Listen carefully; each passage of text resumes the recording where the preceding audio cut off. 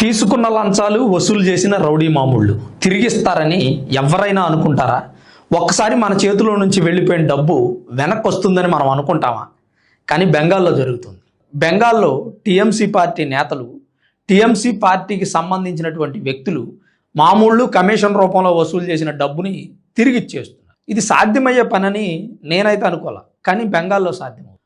ఆటోకి మైక్ పెట్టి మరి మీ దగ్గర తీసుకున్న డబ్బు తిరిగి ఇచ్చేస్తున్నాం, ప్రజలందరూ వచ్చి తీసుకోండి అని నేతలే నేరుగా ఆ డబ్బుని తిరిగి ఇచ్చేస్తున్నారు.